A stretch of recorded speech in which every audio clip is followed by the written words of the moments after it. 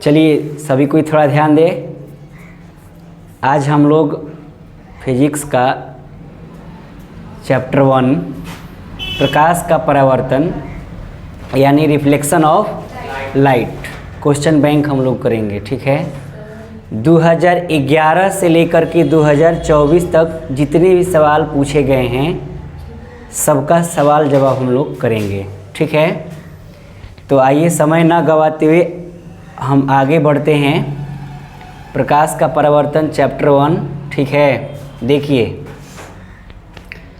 पहला सवाल जो हम लिए हैं 2020 में पूछा गया सवाल है।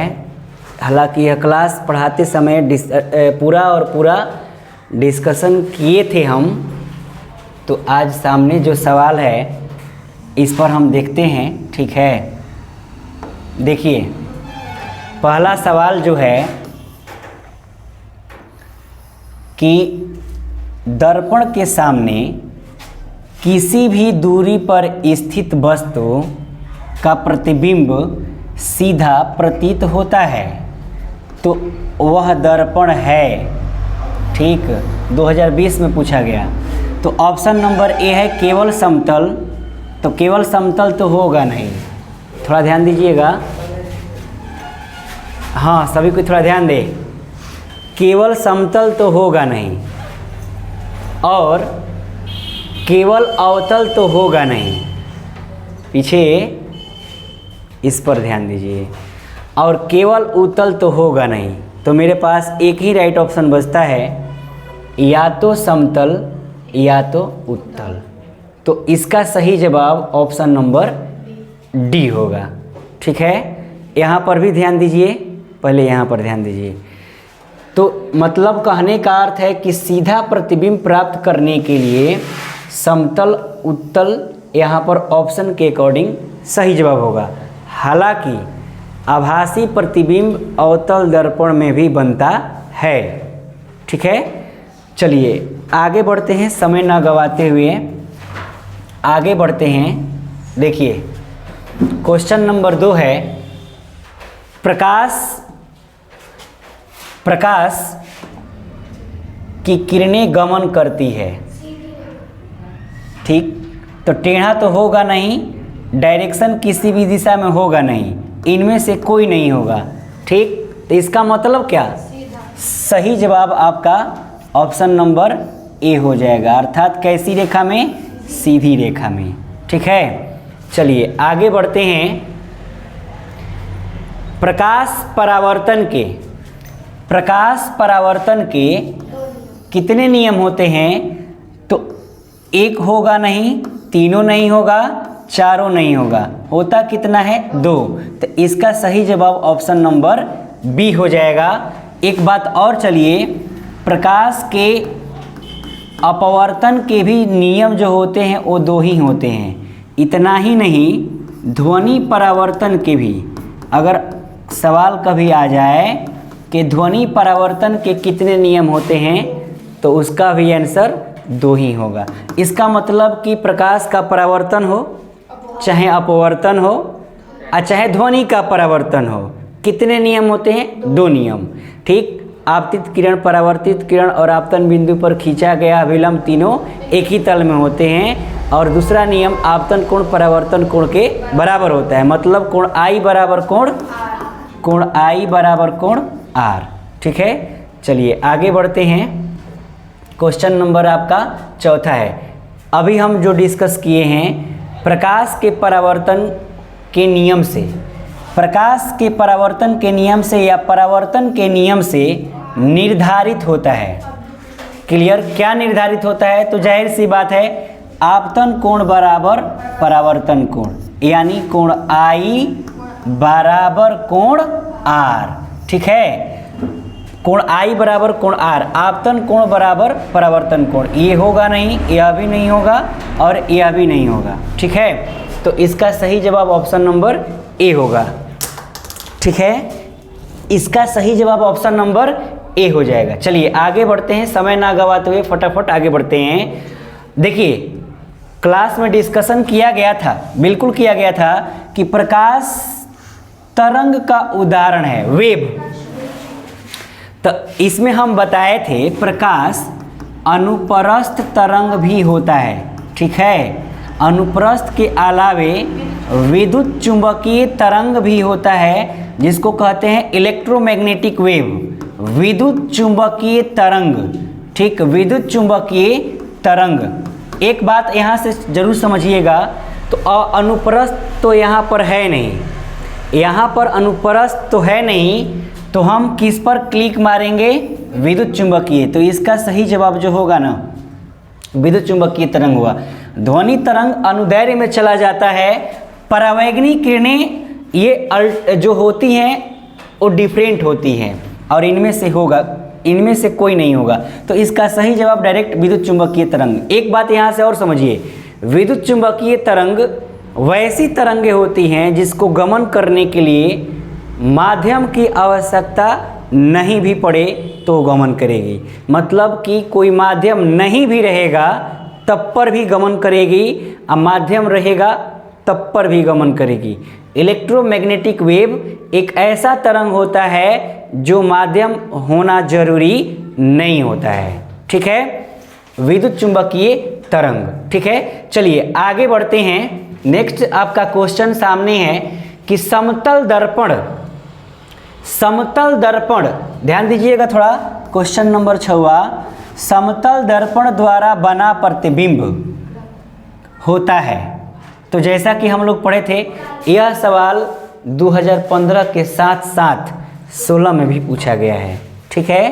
तो अब बात हम लोग समझते ही हैं, समतल दर्पण में बना प्रतिबिंब आभासी होता है। जैसा कि हम जानते हैं कि जब आभासी होगा तो सीधा बनेगा, लेकिन इसमें एक खास बात ये है कि इसमें आपका पार्श्व परिवर्तन होता है, मतलब कि पार्श्विक रूप से उल्टा होता है। मतलब ये कि दायां वाला हाथ बायां, मतलब दायां वाला हिस्सा बायां दिखाई देगा, बायां वाला हिस्सा दायां दिखाई देगा। ये प्लेन मिरर में होता है। साथ साथ एक बात और चलिए कि प्लेन मिरर के अलावे ये तो बात यहाँ पर कंप्लीट है कि प्लेन मिरर में काल्पनिक बनता है, वास्तविक नहीं बनेगा, दोनों नहीं होगा, कोई नहीं होगा। लेकिन एक बात और भी समझिएगा कि उत्तल दर्पण जो होता है ना, उत्तल दर्पण, इस दर्पण में भी काल्पनिक बनता है। समतल में भी बनता है, उत्तल में भी बनता है, इसके अलावे अवतल में भी बनता है। लेकिन जो ऑप्शन है इस पर हम चलेंगे, तो यहाँ पर जो सही जवाब होगा कौन सा होगा, काल्पनिक, यानी ऑप्शन नंबर बी हो जाएगा, ठीक है। चलिए आगे बढ़ते हैं। नेक्स्ट क्वेश्चन नंबर 7, देखिए क्वेश्चन 2023 में, जस्ट इसके 2 साल पहले, मतलब 2024, ये आपका एग्जाम 2025 में पड़ेगा, 2024 से पहले 2023 में एक अभिसारी किरणपुंज समतल दर्पण पर आपतित होती है। कल भी डिस्कस किए थे, आपतित होती है तो परावर्तित किरणपुंज किस प्रकार होगा, ठीक। तो आ रही है तो अभिसारी, लेकिन जब जाएगी तो जा रही है तो अभिसरित होकर जाएगी। एक्चुअली यहाँ पर अपसारी किरणपुंज होगा, ठीक है, अपसारी किरणपुंज होगा। तो इस आधार पर यहाँ पर ये आपका ऑप्शन नंबर ए होगा। यहाँ पर एक अभिसारी किरणपुंज समतल दर्पण पर आपतित हो रही है तो परावर्तित किरणपुंज अपसारी किरणपुंज होगा, वो फैलेगा, ठीक है। चलिए आगे बढ़ेंगे। समतल दर्पण द्वारा बना प्रतिबिंब, समतल दर्पण द्वारा बना प्रतिबिंब अभी जस्ट हम लोग पीछे पढ़े थे, कैसा होता है, काल्पनिक, ठीक है। ये क्वेश्चन बार बार रिपीट कर रहा है, कैसा होता है, काल्पनिक। इसका ऑप्शन नंबर क्या होगा, बी। इसका ऑप्शन नंबर क्या होगा, बी। चलिए आगे बढ़ते हैं। किसी समतल दर्पण द्वारा आवर्धन होता है, ये भी हम लोग डिस्कस कर चुके हैं। क्या होता है, +1। m बराबर, जैसा कि हम जानते हैं, h डैश बटा में h, मतलब क्या, प्रतिबिंब की ऊंचाई और वस्तु की ऊंचाई के रेशियो को, ध्यान दीजिए यहाँ पर प्रतिबिंब की ऊंचाई और वस्तु की ऊंचाई के अनुपात को हम आवर्धन कहते हैं। तो प्लस एक तभी आएगा जब वस्तु की ऊंचाई प्रतिबिंब की ऊंचाई के क्या हो जाए, बराबर हो जाए। मतलब कि h डैश की जगह पर हम h भरेंगे, h कटाएंगे तो यहाँ पर रिजल्ट +1 बन करके तैयार होगा। तो इस आधार पर समतल दर्पण में बना जो आवर्धन होता है वो +1 होता है। ठीक है, चलिए आगे बढ़ते हैं। अगला सवाल है समतल दर्पण की फोकस दूरी। क्लास में डिस्कशन किया गया था कि समतल दर्पण की फोकस दूरी अनंत होती है, उत्तल दर्पण की फोकस दूरी धनात्मक होती है, अवतल दर्पण की फोकस दूरी ऋणात्मक होती है। तो यहाँ पर डायरेक्ट देखने से ही पता चलता है कि समतल दर्पण द्वारा जो उसका फोकस दूरी जो होता है ना, जिसको हम बोलते हैं फोकसांतर, आप इसे ध्यान दीजिएगा। फोकस दूरी को फोकसांतर भी बोलते हैं, इसको अंग्रेजी में फोकल लेंथ कहा जाता है, फोकल लेंथ कहा जाता है। तो जो प्लेन मिरर का फोकस दूरी होता है वो एक्चुअली अनंत होता है। ठीक, शून्य नहीं होता, 100 सेंटीमीटर नहीं होगा, 50 सेंटीमीटर नहीं होगा, वो आपका अनंत होता है। तो इसका सही जवाब ऑप्शन नंबर ए हो जाएगा। ठीक है, चलिए आगे बढ़ते हैं। समय ना गवाते हुए आगे की ओर बढ़ रहे हैं हम। देखिए यह क्वेश्चन 2021 में पूछा गया है। ठीक है, 2021 में देखिए अवतल दर्पण के सामने वस्तु को कहाँ रखा जाए। फिर से क्वेश्चन को एक बार फिर से समझिए।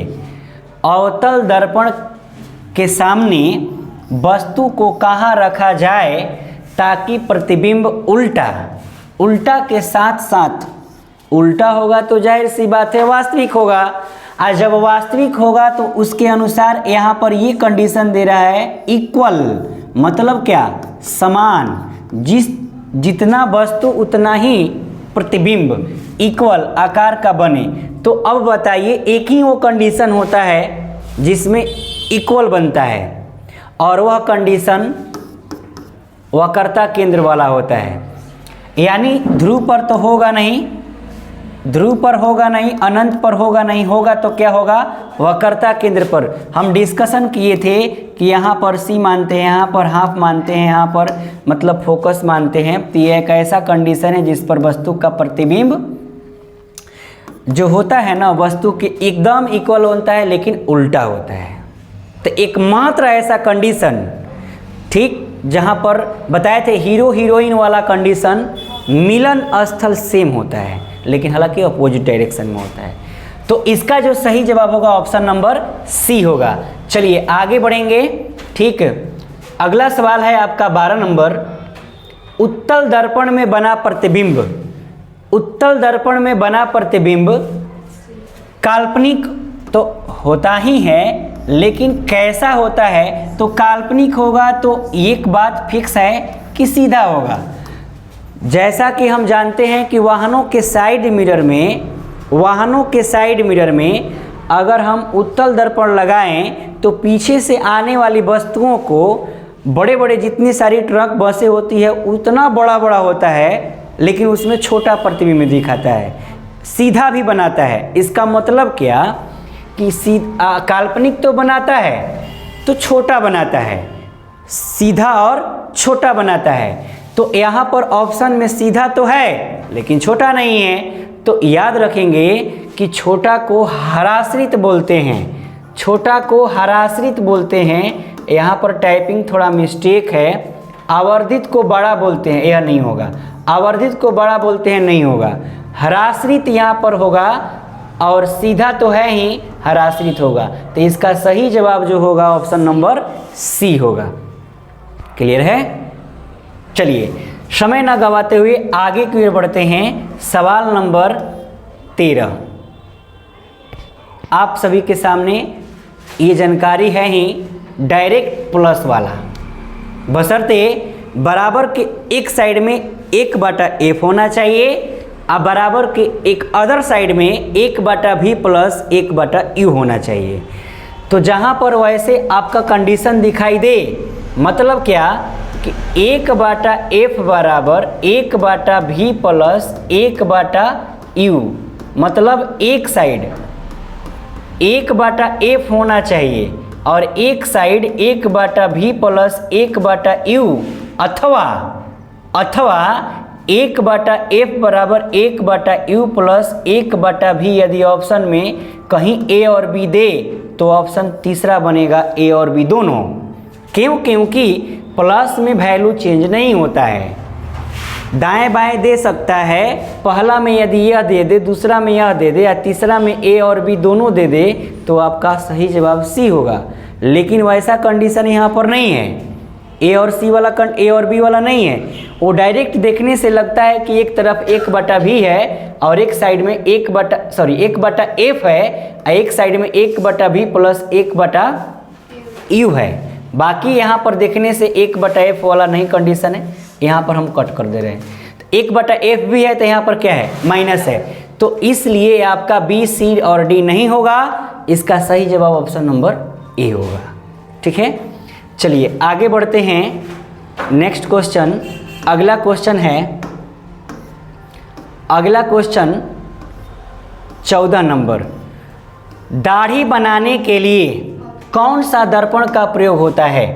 ठीक, जिसको हजामती बोलते हैं। तो ये डायरेक्ट अवतल दर्पण पर क्लिक मारिए, ऑप्शन नंबर सी। थोड़ा ध्यान दीजिए यहाँ पर, ऑप्शन नंबर सी। अवतल दर्पण का एक दूसरा नाम अभिसारी दर्पण है। अवतल दर्पण का एक दूसरा नाम अभिसारी दर्पण है। अवतल दर्पण को अंग्रेजी में हम कॉनकेव मिरर कहते हैं। ठीक, अवतल दर्पण जो होता है ना, वो गोलीय दर्पण का एक प्रकार होता है जो बाहर से रचित करके बनाया जाता है और अंदर की ओर धंसा होता है। ठीक है, समतल तो यहाँ पर ऑलरेडी विशेष बात करने की आवश्यकता नहीं है, आगे बढ़ते हैं। ठीक, नेक्स्ट क्वेश्चन, किसी कार के अग्रदीप, वही वाला बात कंडीशंस है। अग्रदीप का मतलब आगे वाला हेडलाइट जिसको बोलते हैं, जहाँ से लाइट निकलता है, तो ये डायरेक्ट अवतल दर्पण होगा। ठीक है, अग्रदीप यानी आगे वाला में अवतल दर्पण। उत्तल दर्पण का जो उपयोग होता है ना, उत्तल दर्पण का वो आपका पीछे देखने के रूप में, अर्थात बोले तो साइड मिरर का।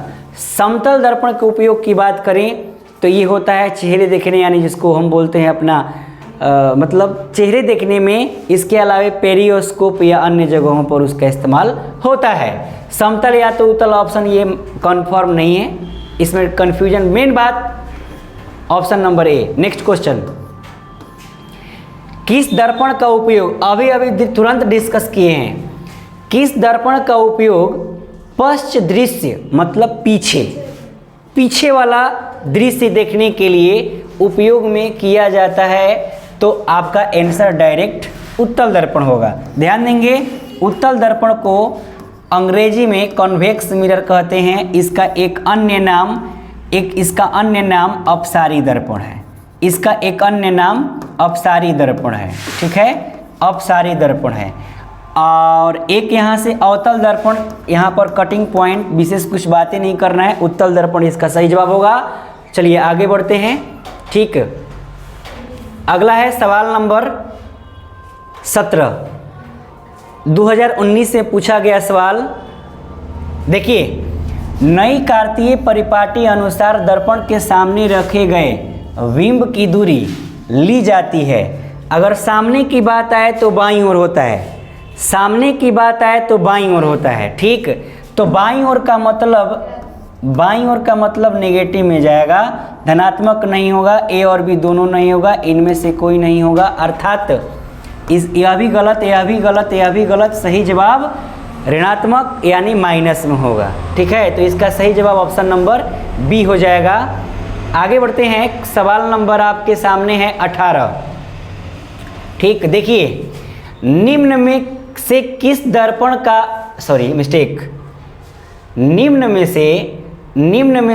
दर्पण की फोकस दूरी पॉजिटिव अर्थात धनात्मक होती है?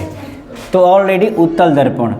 ठीक, उत्तल दर्पण का डायग्राम इस तरह से होता है। यहाँ पर आपका फोकस और यहाँ पर वक्रता केंद्र, तो इस साइड में आपका कंडीशन होगा तो उत्तल दर्पण होगा। इसका सही जवाब ऑप्शन नंबर क्या पड़ेगा? बी पड़ेगा। ठीक है, चलिए आगे बढ़ते हैं। अगला क्वेश्चन 2019 का है। ठीक, देखिए, यदि किसी बिंब के प्रतिबिंब का आवर्धन ऋणात्मक है तो उस प्रतिबिंब की प्रकृति क्या होगी? कल ही डिस्कस किए थे वास्तविक और उल्टा, विशेष बात करने की जरूरत नहीं है। वास्तविक और उल्टा ऑप्शन नंबर क्या पड़ेगा? ए पड़ेगा। चलिए आगे बढ़ते हैं। दंत विशेषज्ञ मतलब डॉक्टर जो दांत को चेक करते हैं। ठीक, दंत विशेषज्ञ किस दर्पण का उपयोग मरीज यानी रोगियों को दांतों को बड़ा प्रतिबिंब देखने के लिए करता है? 2018 में यहाँ पूछा गया सवाल कौन सा दर्पण होगा? तो अवतल दर्पण। ठीक है, अवतल दर्पण होगा। कॉनकेव मिरर, कॉनकेव मिरर जिसको बोलते हैं अभिसारी दर्पण यानी अवतल दर्पण। यहाँ पर ऑप्शन नंबर बी इसका सही जवाब होगा। चलिए आगे बढ़ते हैं। अगला क्वेश्चन आपके सामने है 21 नंबर। ठीक, 2018 में पूछा गया सवाल, एक प्रयोग में, ध्यान दीजिएगा, एक प्रयोग में अवतल दर्पण द्वारा किसी बिंब का प्रतिबिंब एक पर्दे पर प्राप्त किया जाता है। दर्पण की फोकस दूरी को निर्धारित करने के लिए प्रयोगकर्ता मापने की जरूरत है। तो अब यहाँ पर क्या होगा? तो दर्पण तथा पर्दा के बीच की दूरी दोनों चाहिए, साथ ही साथ दर्पण और बिंब, बिंब को बोलते हैं क्या चीज़? वस्तु। तो यह दोनों कंडीशन होनी चाहिए, मतलब दर्पण और पर्दा के बीच भी मापने की जरूरत पड़ेगी और दर्पण और वस्तु के भी बीच मापने की जरूरत पड़ेगी। तो इसका सही जवाब ऑप्शन नंबर ए और बी दोनों, ए और बी दोनों का मतलब ऑप्शन नंबर सी होगा। ठीक है, चलिए आगे बढ़ते हैं। गोलीय दर्पण परावर्तक पृष्ठ की वृत्ताकार सीमा रेखा का व्यास कहलाता है, बताए थे द्वारक। वृत्ताकार सीमा रेखा, ठीक, वृत्ताकार सीमा रेखा चाहे वृत्त दर्पण की चौड़ाई भी बोल सकते हैं। डायमीटर जिसको बोलते हैं वो आपका गोलीय दर्पण का क्या कहलाता है? द्वारक कहलाता है। दर्पण की चौड़ाई कहिए चाहे वृत्ताकार सीमा रेखा का व्यास कहिए, वो दर्पण का, गोलीय दर्पण का द्वारक होता है। ठीक है, फोकस नहीं होता, वक्रता त्रिज्या नहीं होता, मुख्य अक्ष यानी जिसको प्रधान अक्ष प्रिंसिपल एक्सिस नहीं होगा, वो सिर्फ और सिर्फ आपका गोलीय दर्पण का क्या होगा? द्वारक होगा। ठीक है, तो ऑप्शन इसका सही जवाब क्या बनेगा? ऑप्शन नंबर डी बनेगा। इसका सही जवाब ऑप्शन नंबर डी होगा। चलिए आगे बढ़ते हैं। Question number 23। क्वेश्चन नंबर 23 है क्या चीज़? देखिएगा यहाँ से 2018 में पूछा गया सवाल। ठीक, निम्नलिखित में से उत्तल दर्पण की फोकस दूरी है जिसकी वक्रता त्रिज्या 32 सेंटीमीटर है। पता है एक बात, ए बराबर आर बाई 2, 32 है तो हम बाई 2 करेंगे तो हाफ पड़ेगा। ध्यान रहे कॉन्वेक्स मिरर है तो यहाँ पर नेगेटिव नहीं लिया जाएगा, पॉजिटिव लिया जाएगा। यानी कहने का मतलब हम प्लस करके यूज करेंगे, अर्थात इसका जो सही जवाब होगा प्लस 16 सेंटीमीटर होगा। ठीक, तो इसका आंसर ऑप्शन नंबर सी होगा। कितना? Plus 16 centimetre. ठीक है, चलिए आगे बढ़ते हैं। फिर से क्वेश्चन रिपीट कर रहा है। हजामती दर्पण, हजामती दर्पण के लिए दर्पण का उपयोग होता है। ठीक, हजामती दर्पण के लिए, तो हजामती के लिए क्या होता है? अवतल दर्पण। क्यों? क्योंकि अवतल दर्पण में बड़ा प्रतिबिंब बनता है, ज़रूरत के हिसाब से बराबर भी बनता है, लेकिन एक्चुअली बड़ा प्रतिबिंब प्राप्त करने के लिए हम अवतल दर्पण का उपयोग करते हैं। ध्यान दीजिए थोड़ा, बड़ा प्रतिबिंब प्राप्त करने के लिए अवतल दर्पण का उपयोग करते हैं और छोटा प्रतिबिंब प्राप्त करने के लिए उत्तल दर्पण का। अगर एक स्टेप में हम अगर बात करें ब्यूटी पार्लर की, तो ब्यूटी पार्लर में महिलाओं के बाल लंबे लंबे होते हैं। ठीक, तो उसको एक ही कंडीशंस में छोटे इमेज के अनुसार अगर प्रतिबिंब प्राप्त करना चाहें तो हम वहाँ पर अवतल दर्पण का उपयोग करेंगे। ठीक है, तो सॉरी मिस्टेक, उत्तल दर्पण का, माने ब्यूटी पार्लर में उत्तल दर्पण का प्रयोग करेंगे। ठीक है, तो वहाँ से छोटा प्रतिबिंब प्राप्त करने के लिए उत्तल, बड़ा प्रतिबिंब प्राप्त करने के लिए अवतल का प्रयोग करेंगे। चलिए आगे बढ़ते हैं। काल्पनिक प्रतिबिंब प्राप्त होता है, यह सवाल 2015 में पूछा गया है। ठीक है, काल्पनिक प्रतिबिंब कैसा होता है? सीधा। ठीक, अवास्तविक होगा तो उल्टा। तो इसका सही जवाब ऑप्शन नंबर ए हो जाएगा।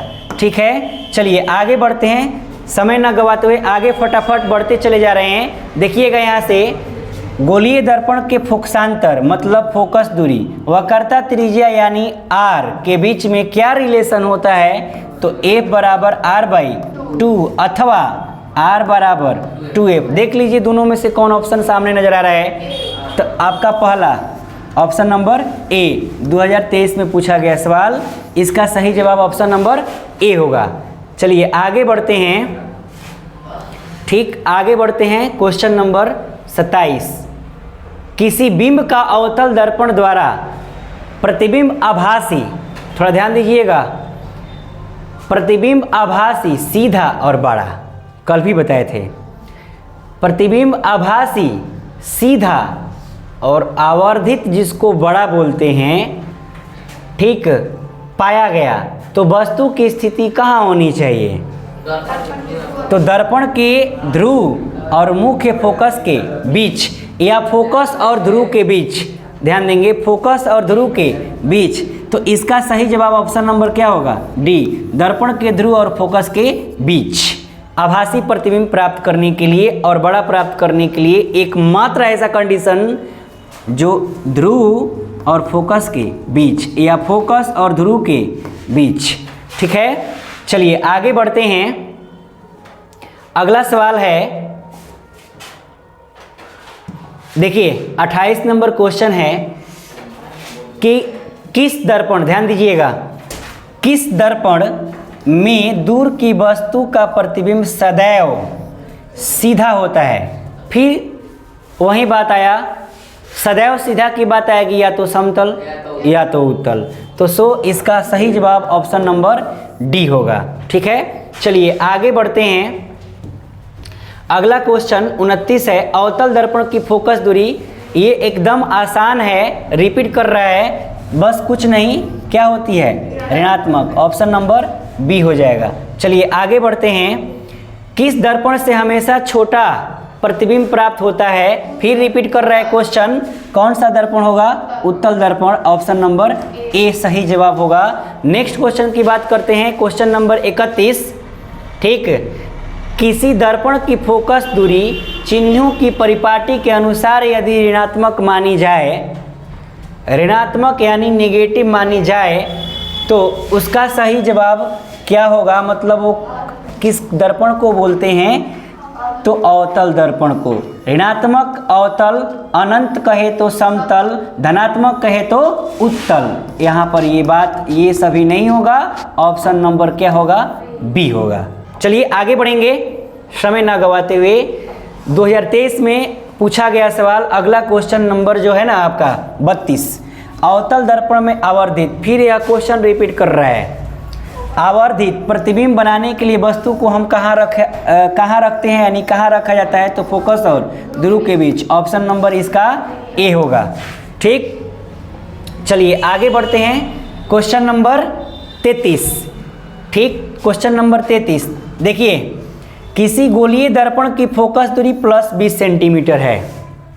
क्वेश्चन एक बार फिर से सभी को ध्यान दें, किसी गोलीय दर्पण की फोकस दूरी +20 सेंटीमीटर है, तो यह गोलीय दर्पण किस दर्पण का प्रकार होगा? तो जब प्लस है तो प्लस को देख करके उत्तल क्लिक कर दीजिएगा। तो यहाँ पर सही जवाब ऑप्शन नंबर क्या हो जाएगा? B, convex mirror. ठीक, ये ऑप्शन आपका नहीं होगा, राइट ऑप्शन नंबर बी होगा। चलिए आगे बढ़ते हैं। नेक्स्ट क्वेश्चन रिपीट, पुनः दोबारा क्वेश्चन है। ठीक, दर्पण सूत्र प्लस वाला 1/f, एक साइड में जरूरी है कि 1/f रहेगा, एक साइड में जरूरी है कि 1/f रहेगा ही रहेगा। और अदर साइड प्लस का चिन्ह नजर आए, 1/v 1/u रहना चाहिए। तो इसका सही जवाब ऑप्शन नंबर बी होगा। अगर माइनस आता है तो लेंस फॉर्मूला हो जाएगा।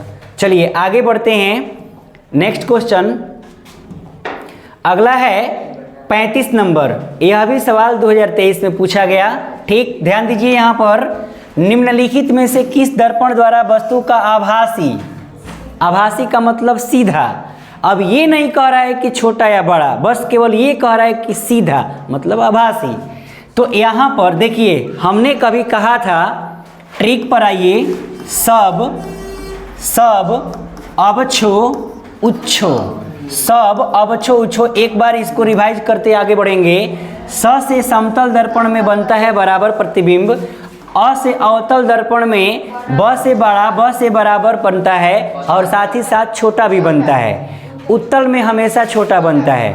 ठीक, तो इसका मतलब कि समतल में भी बराबर बनता है, समतल में बराबर बनता है, अवतल में भी बराबर बनता है, लेकिन इसमें छोटा बनता है। लेकिन हमको बड़ा साइज से मतलब नहीं है, मतलब हमको प्रकार से है। तो देखिए, समतल दर्पण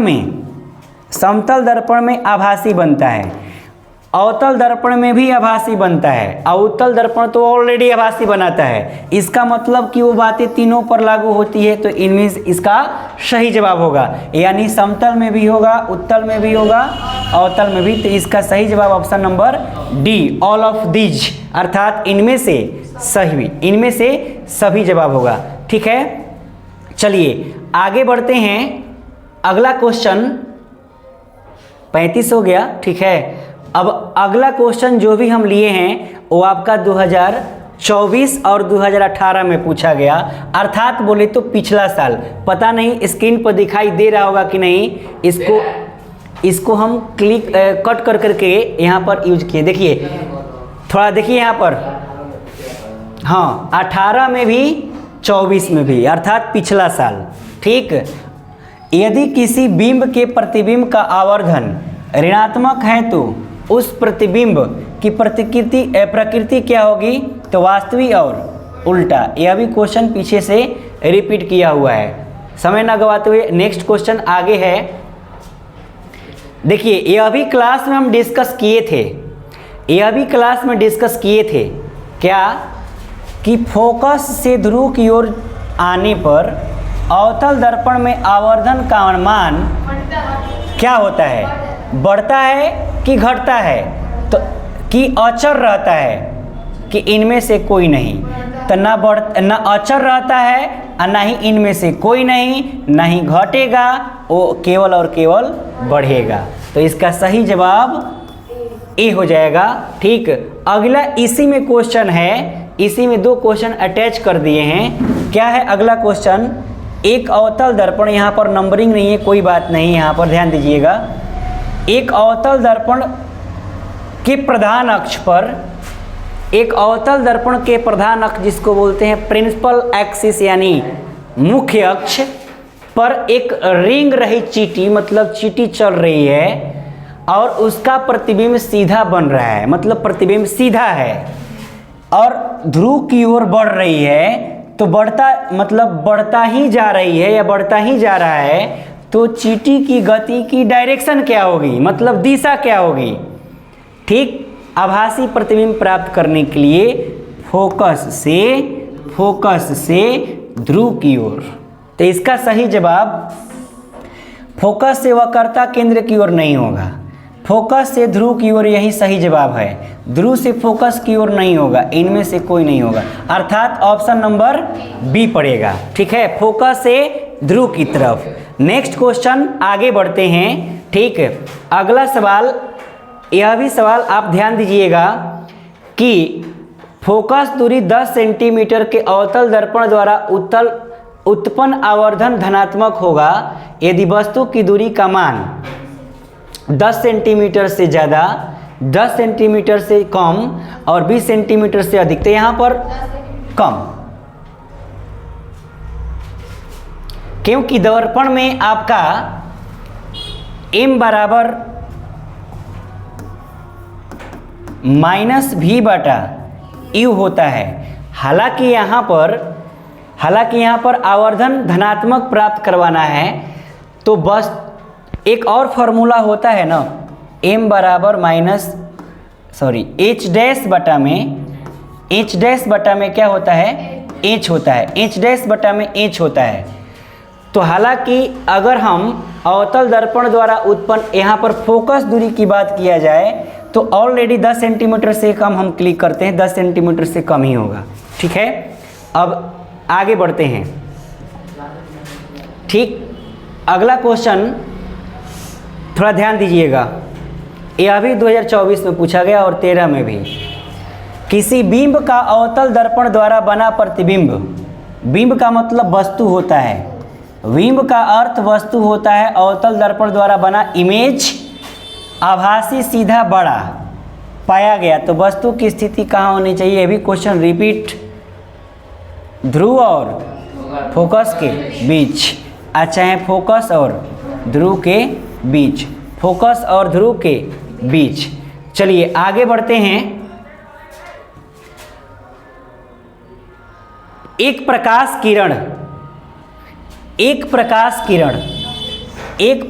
किरण एक समतल दर्पण पर लंबवत आपतित होती है। डिस्कस किए थे क्लास में, मतलब एक कोई प्लेन मिरर है, कोई एक प्लेन मिरर है, ध्यान देंगे, और इस पर कोई आपतित किरण लंबवत आती है। लंबवत का मतलब कि जहाँ पर आपतन बिंदु होगा वहाँ पर 90 डिग्री का एंगल बनेगा। तो जब लंबवत आ रही है इसका मतलब कि जब परावर्तित होकर के गुजरेगी तो इसी रास्ते से वापस जाएगी। इसका मतलब कि यहाँ पर अभिलंब 0 डिग्री पर डिनोट करेगा।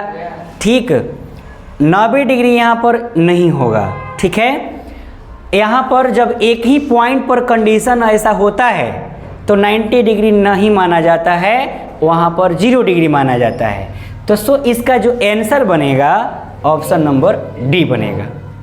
तो हम उम्मीद करते हैं कि यह बातें, सारी टॉपिक, सारे क्वेश्चन आप सभी को समझ में आया होगा। ठीक है, ये पूरा और पूरा 2011 से लेकर के 2024 तक आपके सारे ऑब्जेक्टिव सवाल चैप्टर नंबर 1 से पूछे गए थे। और भी क्वेश्चन होगा तो क्वेश्चन रिपीट करेगा, जो भी हो। तो इतने सारे सवाल हम यहाँ पर उठाए थे। ठीक है, तो हम लोग अब जो भी क्लास हम लोग करेंगे तो अति लघुत्तरीय या लघुत्तरीय जो भी होगा नेक्स्ट में डिस्कशन होगा। इसके अलावा अगला हम लोग चैप्टर नंबर 2 पर चलेंगे। ठीक है, तो आज के क्लास में और आज के इस वीडियो में बस इतना ही तक रहेगा। सबको थैंक यू।